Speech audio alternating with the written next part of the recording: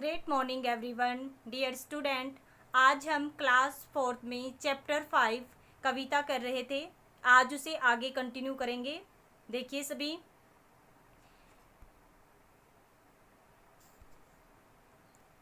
पाठ 4 कविता बंधन का सुख। क्या नाम है कविता का? बंधन का सुख। जैसे कि मैंने आपको बताया था कैद में रहने का कितना सुख है। और यहाँ पर हमने लास्ट वीडियो में किया था कि जो तोता होता है पिंजरे में कैद है और मैना छत पर बैठी हुई है और वह तोते से कहती है कि आप बंधन में रहकर बहुत ही सुखी हो, सभी चीज़ें आपको कैद में ही मिल जाती हैं, आपको कोई भी मेहनत नहीं करनी पड़ती। लेकिन हमें तो अपना अन्न जल जुटाने के लिए वन में तरह तरह के भीषण खतरों का सामना करना पड़ता है और वहाँ पर चीड़ी मारों का भी हमें खतरा बना रहता है। और अपने दुख को वह तोते से बताती है, अपने मन की पीड़ा। तो ऐसा सुनते सुनते तोता फिर उसे कहता है कि मैना, यदि आपको लगता है कि मैं इतना ही सुखी हूँ तो ऐसा कीजिए, आप पिंजरे में आ जाइए और मैं उस वन में चला जाता हूँ।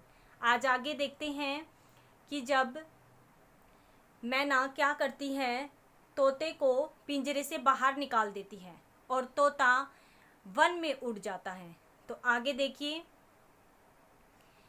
इस कविता का जो उद्देश्य था वो क्या था? हमें स्वतंत्रता का महत्व बताना, आज़ादी की यानी फ्रीडम की इम्पोर्टेंस को बताना, परतंत्रता की वेदना यानी गुलामी के दुख को बताना है और मुक्ति की अभिलाषा यानी आज़ाद होने की जो इच्छा हमारे अंदर होती जब हम कैद होते हैं उसको हमें बताना है।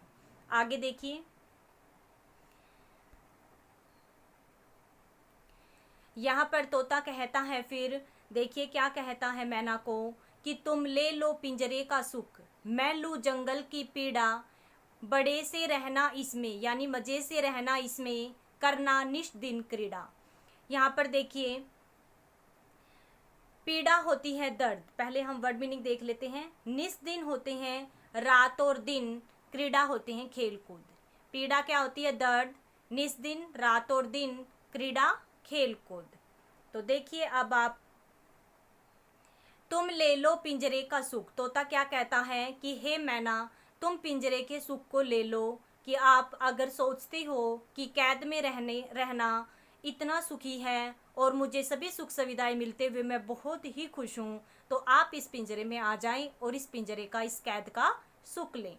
मैं लूँ जंगल की पीड़ा, और मैं उस जंगल में जाता हूँ जहाँ पर भीषण खतरे हैं और उस दुख यानी उस जंगल के दुख को मैं ले लेता हूँ।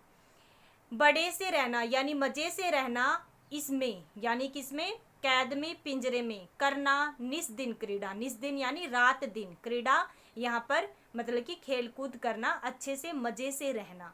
और पिंजरे में यहाँ पर आपको दिखाई दे रहा है मैना आ जाती है। आगे देखिए, अब देखिए, मैना ने खोला दरवाजा, जैसे ही पल छिन में, मैना को अंदर कर तोता खुद उड़ गया गगन में। अब क्या हुआ? मैना ने खोला दरवाजा, मैना ने दरवाजा खोल दिया और एक ही पल में मैना को वह अंदर करके तोता खुद आकाश में उड़ जाता है। आगे देखें, पल छिन होता है बहुत जल्दी और गगन होता है आकाश, जैसे आपको दिखाई दे रहा है। पल छिन क्या होता है? बहुत ही जल्दी, और गगन क्या होता है? आकाश। आगे देखिए, 4 दिनों में ही वह मैना, जब मैना पिंजरे के अंदर आ जाती है तो क्या होता है? 4 दिनों में ही वह मैना अंदर तड़प रही थी, जैसा कि आपको चित्र में दिखाई दे रहा है, पिंजरे में मैना तड़प रही है। लेकिन पहले तो वह सोच रही थी बहुत ज़्यादा सुख है पिंजरे में। उड़ने को आकाश में ऊंचे तबीयत फड़क रही थी, और वह चाह रही थी कि मैं आकाश में पहले की तरह ऊंचे उड़ूं, और इसलिए वह, उसकी जो तबीयत थी वह फड़क रही थी, वह बहुत दुखी हो रही थी और अंदर ही अंदर तड़प रही थी। 4 दिनों में ही वह मैना अंदर तड़प रही थी, उड़ने को आकाश में ऊंचे तबीयत फड़क रही थी।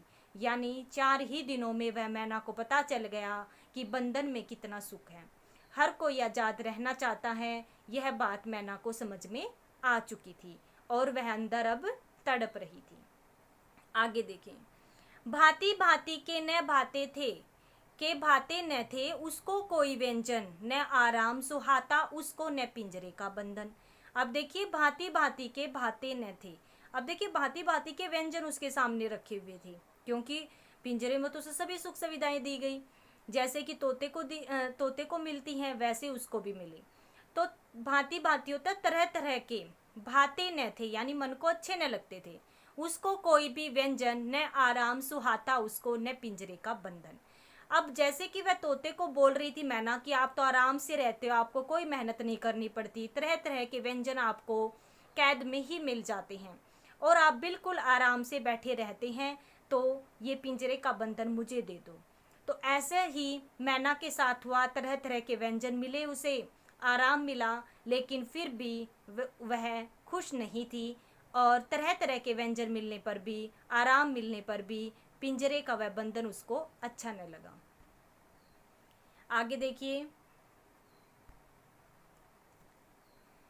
इसके कवि यानी जो बंधन का सुख है, ये कविता के कवि कौन है? सरी रमेश द्विवेदी। और उद्देश्य क्या कविता का हमें बताना, यह कविता संतर्त जीवन के महत्व को उजागर करती है, यानी हमें बताती है कि आज़ादी का कितना महत्व है। ठीक है, तो यह कविता आज कंप्लीट हो चुकी है। इसका लयात्मक उच्चारण करते हुए इस कविता को याद करें। धन्यवाद।